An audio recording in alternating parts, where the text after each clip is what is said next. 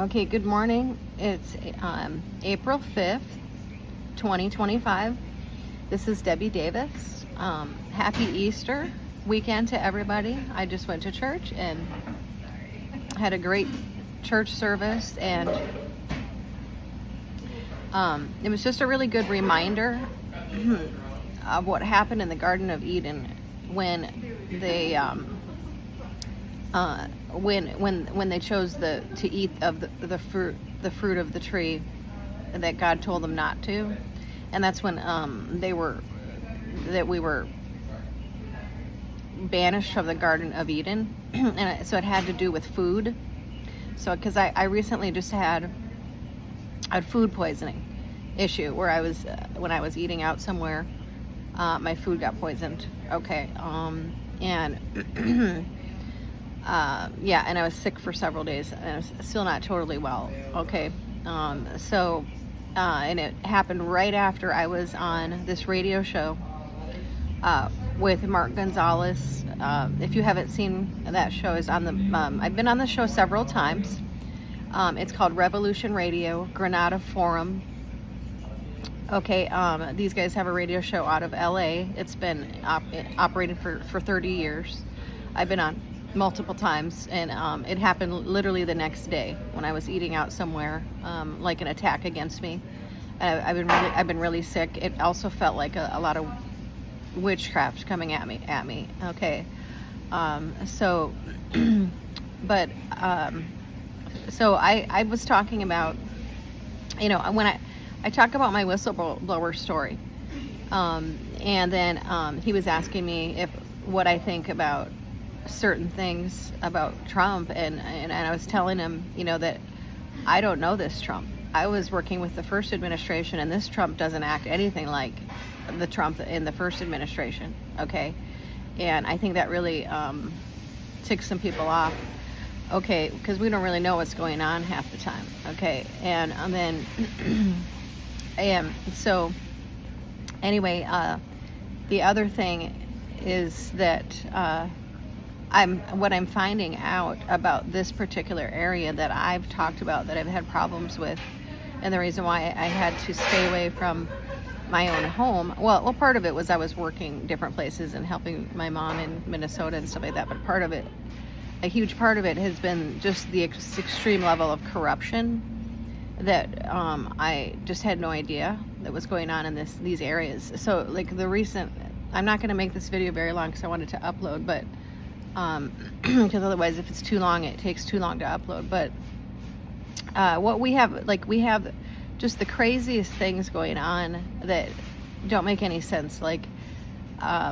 So we have a sheriff, the county seat, because I'm running for commissioner, and the county seat, the sheriff's office is in Eureka, and that's not even supposed to be there. The county seat of the county is Leola, South Dakota, and for some reason they have his office in Eureka. That's illegal. I mean, these are illegal things that the own sheriff is doing and the state's attorney.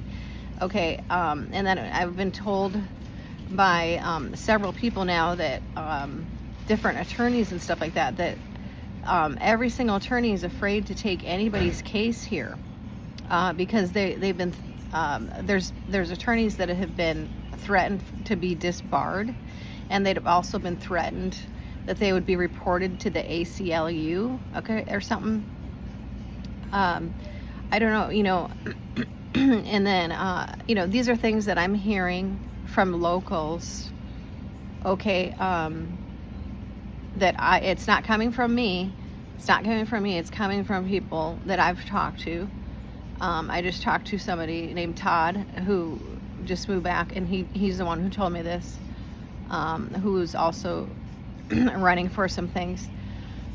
Okay, and then the other thing is that so years ago, that one of the things that scared me so bad is that there was somebody killed right like 2 doors down from me that was a good friend of mine, and named Jimmy Cole.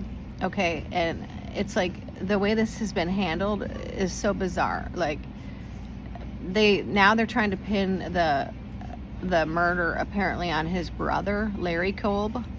They said, oh no, because like this first Sheriff Ackerman said, the first thing he said was that, oh, Jimmy, because he was found dead in the house and the whole house was on fire. And I woke up to this at 5 a.m. This was many years ago in 2017.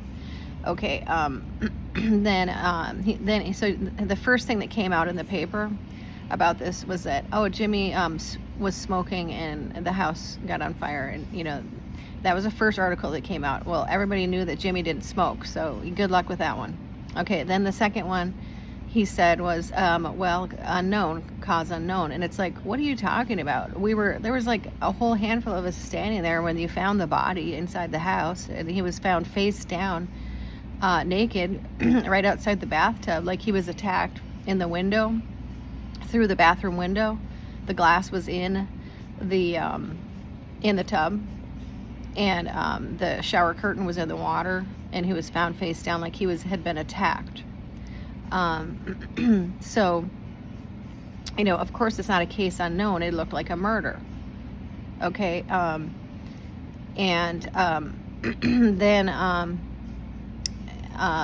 the other thing that doesn't make sense is that Jimmy did have a will, and it was written by an attorney out of Eureka named Donnie Kahlberger.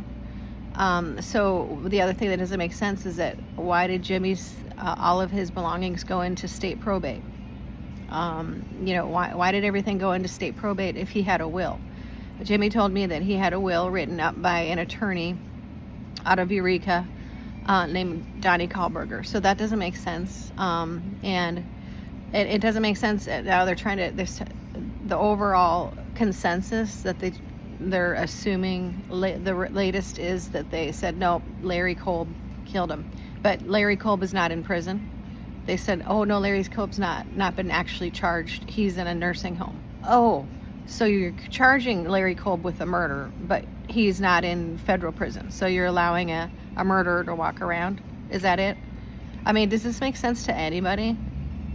I mean, these are the kind of nonsense that we're dealing with here. It's just such ridiculous nonsense. Like, who would believe this? Like, what a joke. And you call yourself, police and attorneys and things like that. Yes, he did have a will written up by this guy. This is what I was told when I was friends with him. So what did the will say? So why did it end up going into state probate if there was a will? And and they said, oh no, yeah. But Larry's nowhere to be found. So I was also friends with his brother named Larry Kolb. I tried calling him. He's nowhere to be found. Okay, so this is just getting so ridiculous and scary. Like, we still have no idea who murdered this person who was a dear friend of mine there. Literally helped me like every day with different projects with my house and stuff like that, and watch my dog and stuff like that. Just, and it didn't have, any enemies at all. So, it didn't make any sense. Okay, so, but yeah, so these are the things that are not adding up. Oh, okay, so now you are charging Larry Kolb. That's the latest thing I was just told. So now you're charging Larry Kolb with the murder, but yet he's not arrested. He's in a nursing home. So you're assuming he's mentally ill for some reason. Why would that be? And then they said, oh well, there was a fire involving their father as well, and they said we believe that was him too. And I said, well, was he ever arrested for the fire back then? And they said no, it was never in prison. So then why are you assuming it's this same person? Why are you assuming that he was involved in any of them? Any of these things? These are just assumptions, and that's not real detective or police work. That's not real. You are assuming these things and ruining people's lives, and that is not real police work or detective work, and that is ridiculous. Okay, and that is not acceptable.